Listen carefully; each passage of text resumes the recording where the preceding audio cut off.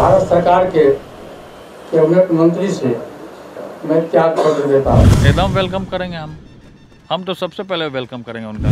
जो व्यक्ति अपने लीग से हटेंगे, डूबती हुई नाव में बैठेंगे, तो वो भी अपना भविष्य जानते हैं कि क्या होगा। मेरा भविष्यवाणी है 25 में भाजपा खत्म। नमस्कार, आप देख रहे हैं आरडी न्यूज। मैं हूं योगेश चक्रवर्ती। केंद्रीय मंत्री पशुपति कुमार पारस ने मंत्रिमंडल से इस्तीफा दे दिया है। केंद्रीय मंत्री पद से इस्तीफा दे दिया है।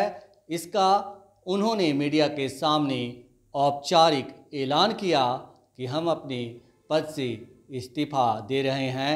हम आपको बता दें कि एनडीए में सीट शेयरिंग के बाद पशुपति कुमार पारस नाराज चल रहे थे और उन्हें एनडीए से बाहर का रास्ता दिखा दिया गया था। उसी को आधार बनाकर उन्होंने केंद्रीय मंत्रिमंडल से इस्तीफा दे दिया और कहा कि जिस तरह से एनडीए में सीट शेयरिंग किया गया है, ऐसे में हमें वहां बने रहने की अब कोई गुंजाइश नहीं है। पशुपति कुमार पारस से जब मीडिया ने सवाल किया क्या उनका आरजेडी के साथ बातचीत चल रही है, तो इस पर उन्होंने कोई प्रतिक्रिया नहीं दी और उन्होंने साफ तौर पर कहा कि हमें जितना बोलना था, जो कुछ कहना था, हमने कह दिया है। आपको जो अर्थ निकालना है वो निकालें।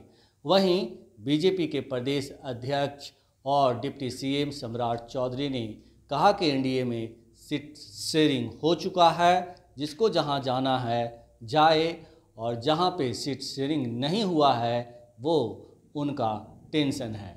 कुछ इसी तरह का अंदाज जो है डिप्टी सीएम विजय सिन्हा का भी रहा और उन्होंने कहा कि हम लोग 40 की 40 सीटों पर विजय हासिल करने वाले हैं। हम महागठबंधन से आगे सीट शेयरिंग किए हैं तो स्वाभाविक है कि हमारी जीत भी पक्की होगी। यही नहीं, जेडीयू के मुख्य प्रवक्ता नीरज कुमार ने भी पशुपति कुमार पारस के इस्तीफे पर प्रतिक्रिया दी है और साथ में उन्हें नसीहत दिया है कि उन्हें जिस तरह से पीएम मोदी ने केंद्रीय मंत्रिमंडल में जगह दी है, ऐसे में उन्हें राजनीतिक कर्ज चुकाना चाहिए। ये मौका उनके लिए राजनीतिक कर्ज चुकाने का है। तो राजनीति में तमाम तरह के इफ वट लगे होते हैं और भाषा किस तरह से बदलती है वो आपके सामने है।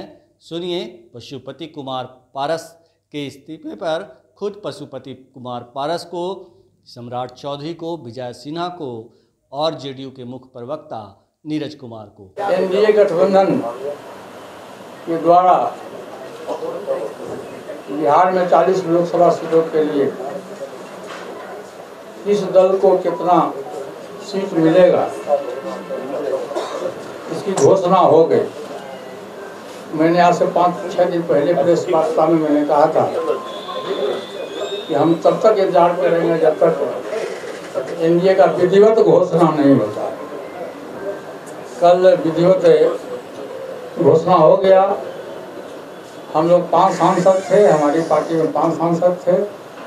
मैंने बहुत ईमानदारी, बहुत लगन से, वफादारी से मैंने एनडीए की सेवा की।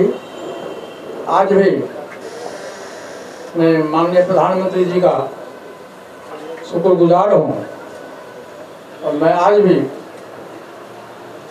तो देश के नेता हैं, बड़े नेता हैं, लेकिन हमारी पार्टी के साथ और व्यक्तिगत रूप से हमारे साथ नाइंसाफ़ी हुई।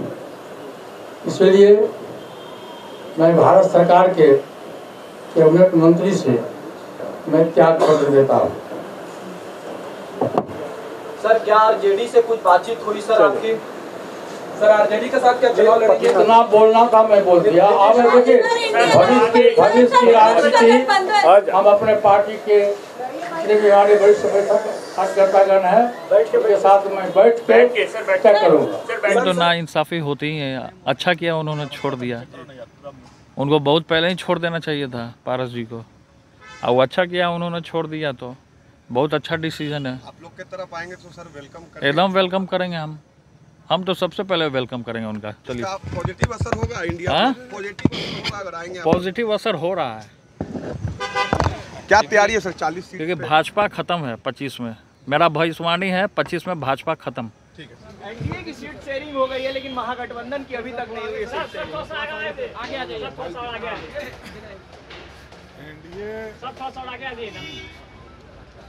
एनडीए की सीट शेयरिंग कल हो गई। अब जिनका नहीं हो रहा है वो बताएं।